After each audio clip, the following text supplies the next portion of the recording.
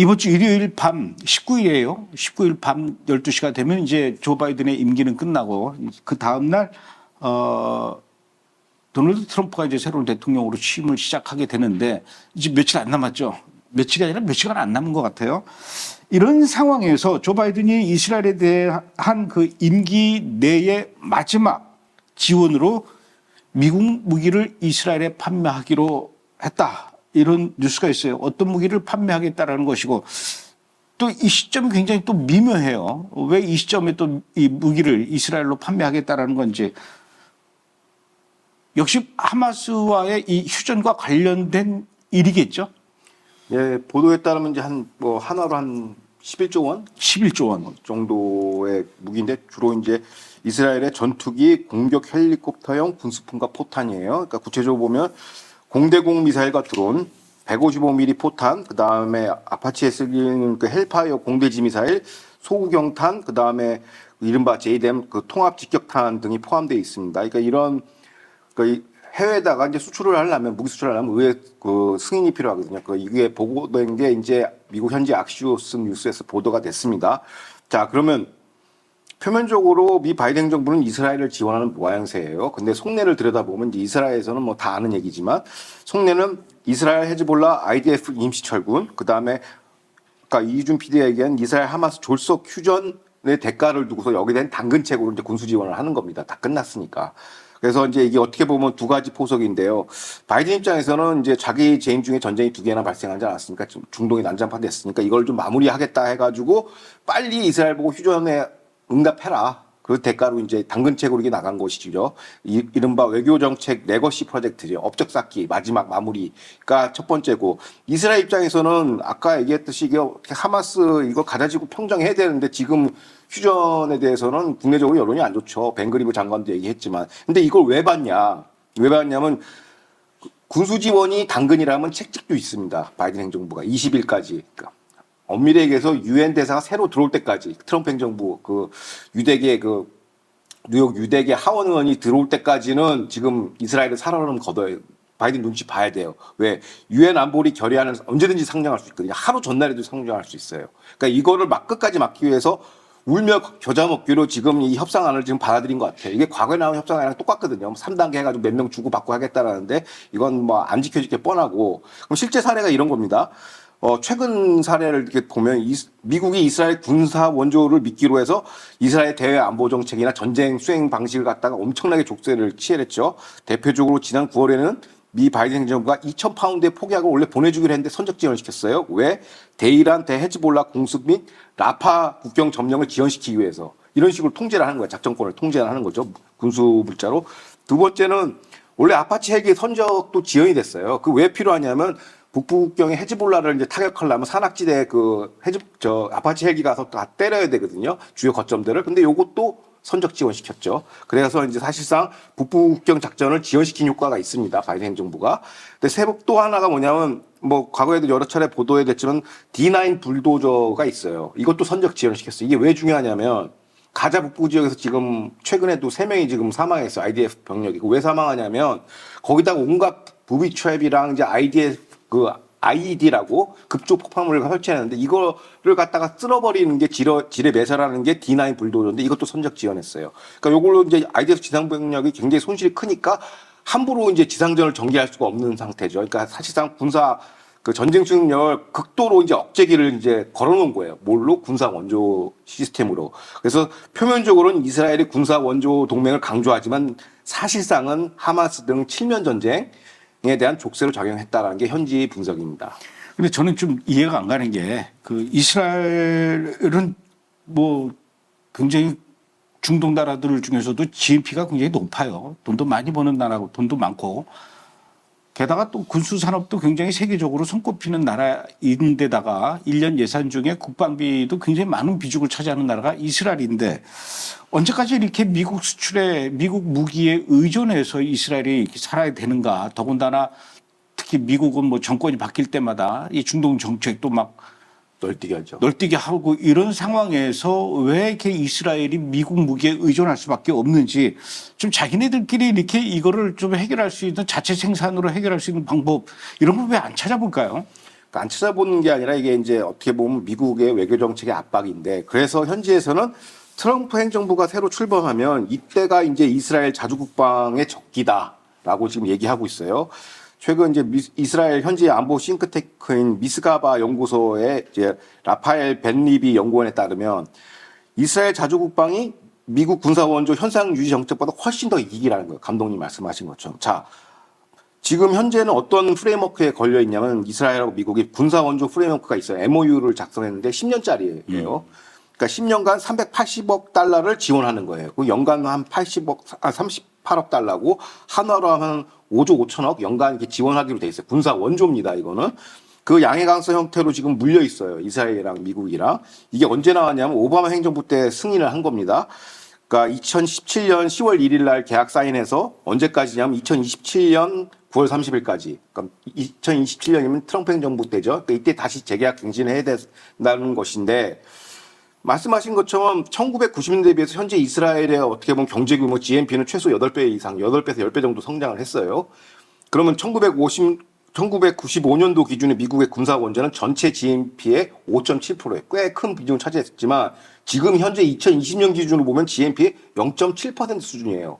고로 자주국방을 해도 이스라엘 경제에 전혀 타격이 없다라는 게 이제 감독님이 말씀하신 그거에 감당하는 수준이라는 게 연구소에서 나왔고 근데 왜 그러면 트럼프 행정부 시기에 이스라엘 자주국방이 할 적기냐라는 건데 그냥 신임 트럼프 행정부의 기조는 이렇습니다. 미국의 일방적인 안보 복지의 무임승차는 좌시하지 않겠다라는 게 트럼프 행정부의 기조예요. 그래서 지금 이스라엘이 자주국방을 해야 된다라는 입장이 지금 같이 맞물려 있는 거거든요. 물론 이제 앞으로 향후 어떻게 되냐면 이제 물론 항공기 잠수함 등 대형 플랫폼 있지 않습니까? 이건 미국에 의존해야 돼요.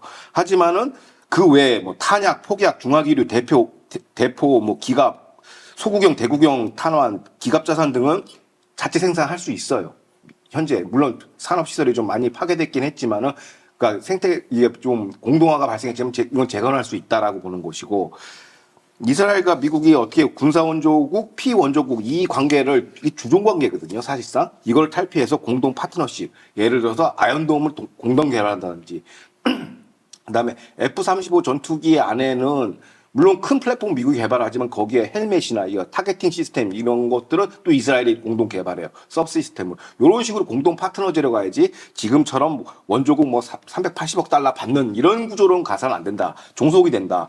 라고 하는 것이고 그러면 바이든 행정부와 트럼프 행정부의 큰 차이는 뭐냐는 거죠. 그게 바로 이제 이스라엘 정책인데 바이든 민주당의 그 스탠스 군사 원조를 어떻게 활용하냐면 바이든 행정부나 뭐 오바마 행정부도 마찬가지지만 민주당은 극좌 친이란 중심 그 중동 정책을 펼치고 있죠. 근데 이거에 대해서 이스라엘은 반기를 드는 것이고 상극이지 않습니까? 그럼 이스라엘을 설득하기 위해서 혹은 찍어 누르기 위해서 이제 군사 원조를 쓰는 거예요. 군사 원조로서 일종의 우리가 이만큼 지원할 테니까 너 입 다물고 가만히 있어. 우리가 뭐 여러 가지 협상할 때 너 가만히 있어. 친팔레스타인 정책도 너 가만히 있어. 대신 우리가 그 대가로서 뇌물을 주는 거예요. 군사 원조 성격으로. 대신에 이제 이스라엘에 대한 정치적 지원, 대외 국제사회에서 이번에 지난 1년 동안 반유대 뭐 ICJ에서 이제 뭐 체포영장, 전범, 학살 이런 거에 대해서는 카바를 안 쳐줘요. 미국이 소위 해서. 뇌물은 주지만은 정치적 지원이나 리지너미스 어떤 정당성을 부여하지 않아요. 팔레스타인 애들 얘기를 들어봐야 된다. 이과 해법을 관철시키기 위해서. 근데 반면 트럼프는 정반대예요. 물적 지원이나 군수 지원은 별로 안 좋아해. 돈 투자하는 거. 대신에 이스라엘 정책 노선에는 우리가 동의한다. 그 정치적인 외교적인 어떤 커버 혹은 정당성을 갖다 우린 보장해 줄 수 있다라는 거죠. 그래서 어떻게 보면 그 물적인 지원보다 군수 지원보다 외교적 정치적 사상적 지지, 소프트 파워 투사를 더 선호해요. 그러면 이스라엘 국익 입장에서는 트럼프랑 맞물리는 게 맞죠. 또 옛날처럼 이스라엘이 1940년대, 50년대처럼 사회주의국가처럼 못 사는 나라도 아니고 GDP가 10배나 성장했고 전혀 타격이 없어요. 자주국방을 해도. 그러니까 오히려 이스라엘 현재 입장에서는 트럼프 정부하고 궁합이 잘 맞는다. 이게 일치하는 모양새이고요. 그럼 결론적으로 이제 이 리브 연구원은 그 연구소 그 싱크탱크 연구원은 뭐라고 했냐면 당장에 끊을 수는 없다라는 거죠. 왜냐하면 이게 또 이게 시스템에 이제 충격이 들어오니까 충격파가 들어오니까 이게 마약도 진통제나 이런 게 끊을 때도 갑자기 끊으면은 이게 금단 형사라고 죽거든요. 그래서 점진적인 테이퍼링이라고 그래요. 점진적으로 약화시키기 때문에 점진적으로 감축해야 된다. 트럼프 행정부와 협상을 통해서 10년짜리 MOU를 해서 큰 덩어리 큰 뭐 이런 방위 사업 뭐 잠수함 뭐 선박 전투기 이런 거는 미국이랑 같이 협조하지만 나머지 아까 얘기했던 그 포탄 구경, 대구경, 소구경, 뭐 제2대 미사일 이런 것들은 우리가 자체 개발하자. 그러면서 이스라엘 자주국방 산업 복원 시간표하고 점진적 감축을 갖다가 이제 이거 일치화시키자. 그걸 이제 새로운 이제 트럼프 행정부하고 이제 MOU 작성할 때 그거를 관철시키자라는 게 이 이스라엘 현지의 주장입니다. 맞습니다. 그 종속되는 게 사실은 이제 무서운 거예요. 종속되는 게 무서운 거기 때문에 결국은 지금 말씀하셨던 것처럼 테이퍼링으로 점점 이제 줄여나가면서 자주국방으로 가야 되는데 이스라엘이 만드는 것 중에 그 전투기 조종사들이 쓰는 그 헬멧 이게 하나당 뭐 1억 5천이가 그렇대요. 네. 그게 세계에서 최고랍니다. 그 이스라엘이 만든 그 전투기 조종사 헬멧은 이 고글을 이렇게 딱 내리면은 보통 이 계기판이 이렇게 앞에 있는데 그 계기판의 모든 이것들이 수치가 고글에 딱 뜬다 이거죠. 그러니까 굳이 이거 뭐 밑에 보고 위 보고 할 거 없이 그냥 이 안경에 다 하나 이게 세계 최고라는데 우리나라도 아마 이거 이스라엘 전투기 고글 아마 수입하고 그럴 겁니다. 이런 식으로 해서 결국은 항공기도 그렇고 잠수함도 그렇고 자주국방 해야 됩니다. 자주국방 해야 되는데 근데 제가 알기로는 1948년 5월 14일 날 이스라엘이 독립하면서 그때도 역시 미국의 군사 지원이라든가 군수 지원이라든가 무기 수입이라든가 이런 게 없었던 걸로 알고 있었거든요. 근데 어느 순간부터 이게 미국의 군수 물자가 들어오고 이스라엘이 미군 무기에 의존하게 된 어느 순간부터 이렇게 됐어요? 그러니까 이제 주로 반유대주의나 아니면 우리나라 사람처럼 우리 건국당 대한민국 건국 당시부터 이제 한미동맹으로 엮여있으니까 이스라엘도 비슷할 것이다 이렇게 오판하는데 그렇지는 않고요. 1948년 이스라엘이 건국을 했을 때는 오히려 약간 좀 키부치 중심의 사회주의 성향이 강했어요. 그러다 보니까 소련 블록한테 이제 많은 소련 그쪽 그 소련 연방제 그 소비에트 쪽 그쪽 블록에서 많이 이제 무기 지원을 받았는데 결론부터 말씀드리자면 1973년 용키프르 전쟁부터 이제 미국 군수 물자가 들어오기 시작했어요. 원조 성격으로. 자, 그 전에는 1956년에 공산권의 그 체코슬로바키아로부터 무기 지원을 받았고요. 그다음에 1960년대에는 프랑스 드골 대통령 지시하에 군수 지원을 받았습니다. 이때 뭐가 들어왔냐면 미라지 전투기, 프랑스제 전투기, 해군 함정, 재래식 전력들이 이때 다 보강이 된 거예요. 요걸로 이제 각종 전쟁에 싸워서 이겨냈는데 뿐만 아니라 중요한 게 뭐냐면 사람들이 착각하는 게 미국이 양해하에 뭐 이스라엘이 디팩토 핵 개발을 했다라고 하는데 그건 아니에요. 프랑스가 지원한 겁니다.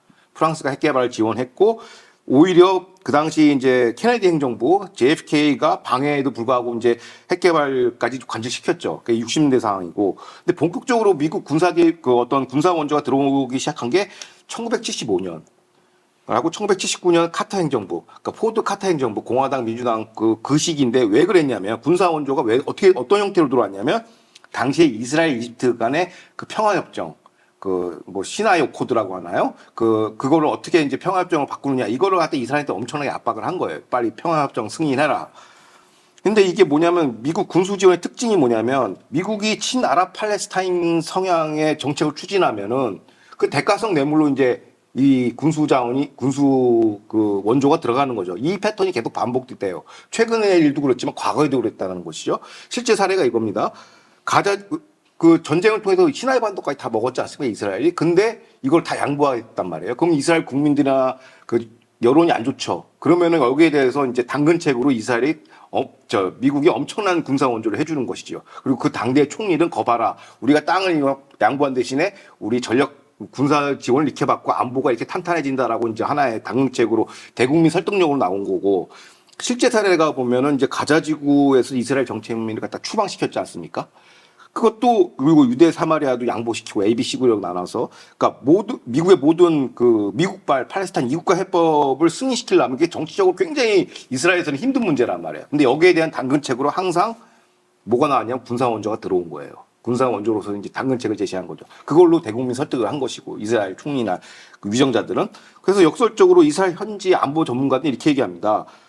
만약에 우리가 오슬 협정을 갖다가 승인 안 하고 가자지구를 포기 안 했다면 굳이 우리가 아이언돔을 만들 필요가 있겠냐 군수 지원으로 이런 거죠. 왜 문제를 만들어 놓고 문제 해결을 하냐는 거죠. 자 지금 아이언돔은 저고도입니다. 사드는 고고도고 그 중고도가 이제 데이빌 슬링 뭐 이런 건데 지금 가자지구에서 나오는 미사일은 다 아이언돔으로 막는 거예요. 로켓은. 그건 왜 적어도니까. 그러니까 애시당초 우리가 가자지구를 포기하지 않았으면 굳이 미국으로부터 원조를 받을 필요가 없지 않느냐. 그래서 아이언돔도 개발할 필요가 없지 않느냐 하면서 사실상 외교 정책의 실패를 군수 그걸로 메꾸는 거는 올바른 행태가 아니다라고 이제 현지에서 분석 그렇게 비판이 지금 쇄도하고 있습니다. 그런데 이게 보다 보니까 사실 이 버락 오바마 전 대통령 같은 경우에 이란과 핵 협상을 합의를 하면서 오늘날 이란의 그 이 핵무기 보유 능력을 갖추는데 아주 결정적인 역할을 한 사람이 사실은 버락 오바마거든요. 그러면서 나는 이 버락 오바마와 이스라엘이 굉장히 상극일 거라고 생각을 했는데 그동안 미국과 이스라엘과의 관계에서 가장 그 미국의 군수물자를 이스라엘로 지원을 제일 많이 해준 사람이 또 공교롭게도 버락 오바마예요. 그건 왜 그런 겁니까, 그러면? 그러니까 이제 앞서 얘기한 그 연간 38억 달러 MOU가 언제 체결됐냐? 오바마 정권 때 체결됐어요. 행정부 2017년에. 그 왜 그랬냐? 오바마가 막 이스라엘 입법 좋아서 그랬나가.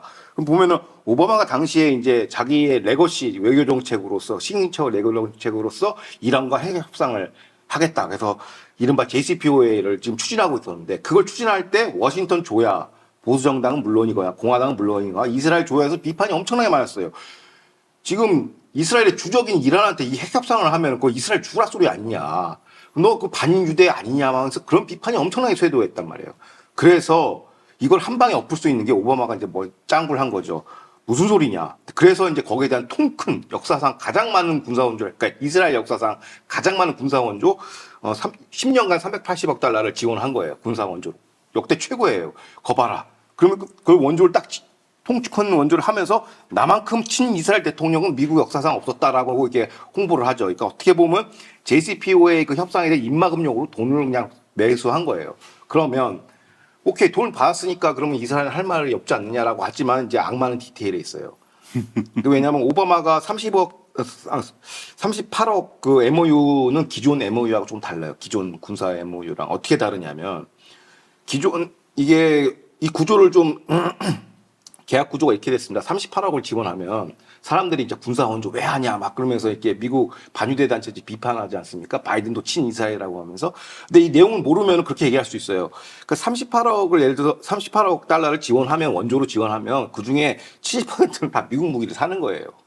그 사실상 뭐냐면 미국 방위사업처한테 미국 정부가 보조금을 이스라엘 통해서 주는 거죠.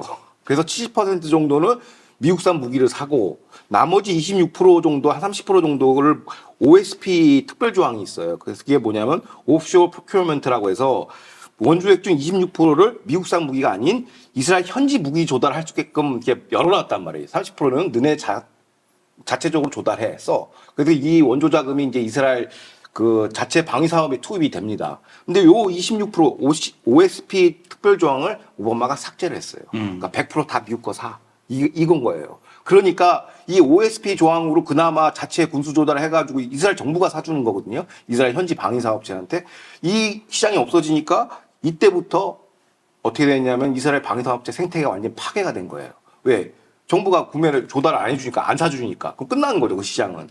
그래서 그 신규 오바마의 MOU 2018년 기준으로 이스라엘 국방부가 분석을 해보니 13억 달러가 세입이 줄어들고 이제 시장이 사라지고 22,000개 일자리가 사라졌어요.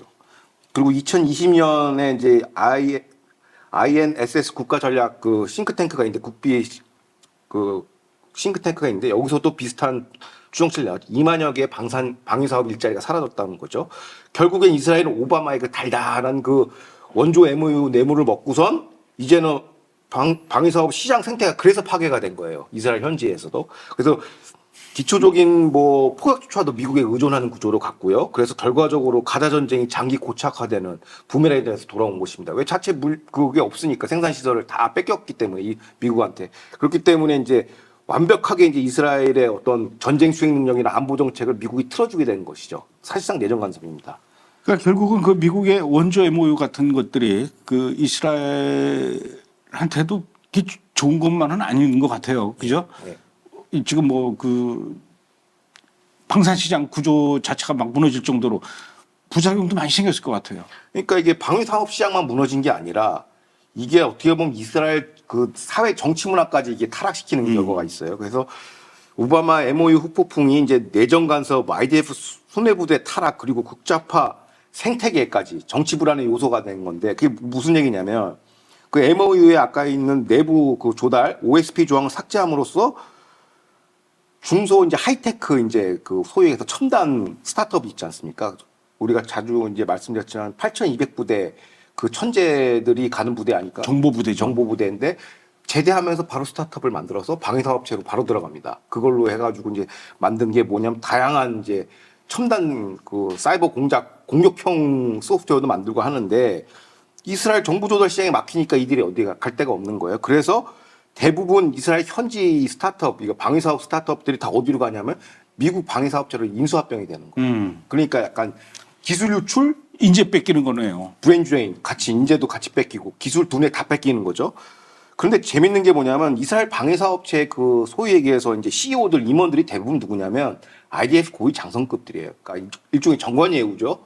퇴직하면 이제 이런 비싼 이제 방위사업체 수장으로 들어가는데 이 OSP 조항이 없으니까 현지 방위사업체가 어떻게 하냐면 적극적으로 이 수장들이 전직 장성들이 미국 회사랑 M&A를 해서 인수로 들어가요. 근데 그래야 자기 부를 지키니까 거기까지는 좋은데 그러면 괜찮은데 자기네들에게 어떻게 보면 수익 구조가 계속 완성되려면 그 IDF 그 수장들이 방위사업체 임원으로 들어가서 미국 방위사업체를 이렇게 대변하는 건 좋은데 미 바이든 행정부의 외교 정책까지 이스라엘에 압박하는 거예요. 그래서 어떻게 하냐면 바이든 행정부의 친이란 정책의 수호자 역할을 하고 있습니다. 사실상. 그래서 대변자를 복무하고 이들을 통해서 미 바이든 국무부나 행정부가 이스라엘 내정 정책 깊숙이 개혁을 하는 거예요. 이 군수 내부 이 굴종적인 사람들을 통해서. 대표적으로 이제 우리가 브레티브에서 여러 차례 보도해드렸지만 에후드 바라크 전 총리 있지 않습니까? 그 사람이 재임하는 동안에 페가수스라는 사이버 보안 회사가 있어요. 그게 참 휴대폰 해킹할 수 있는 기술인데 이게 좀 뭐 인권 침해, 프라이버시 침해로 무슨 논쟁이 됐었는데 이 회사의 그 상근 의장이에요. 이 전 총리가. 근데 이게 미국계의 업체로 인수가 된 거죠. 그래가지고 기술도 뺏겨서 좋은데 거기서 발생한 수익으로 어떻게 하냐? 네트냐후 총리, 그러니까 미 바이든 행정부의 중동 정책에 반대하는 반기를 드는 네트냐후 총리 축출 운동을 이 사람이 주도합니다.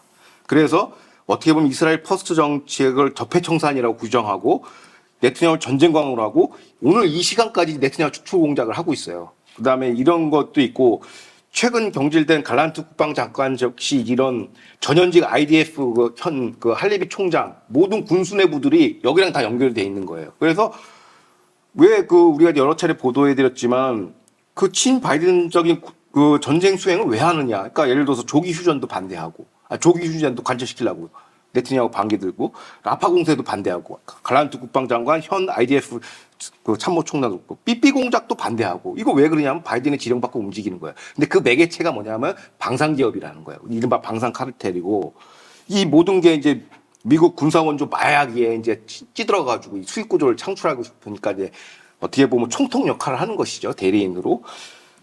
그리고 여기서 끝나는 게 아니라 반 네티냐후 사법개혁 반대 등 여러 가지 이제 반정부 운동 있지 않습니까? 여기 시민단체에 누가 돈질을 하냐, 누가 후원을 하냐? 대부분 IDF 수뇌부가 속해 있는 방산 카르텔에서 NGO 만들어서 간접 지원하는 구성입니다. 그래서 어떻게 보면 이스라엘의 만악의 근원이 이 미국 군사 원조라고 볼 수가 있어요. 이게 군대도 타락시키고 정치 문화도 타락시키고 또 제대로 된 안보 정책도 못하게 만들어 놓은 게 이 미국에게 이거 군사 안보 미국의 군사 원조 이 마약을 우리가 퇴출해야 된다는 게 현지에서 지금 막 터져나오고 있습니다.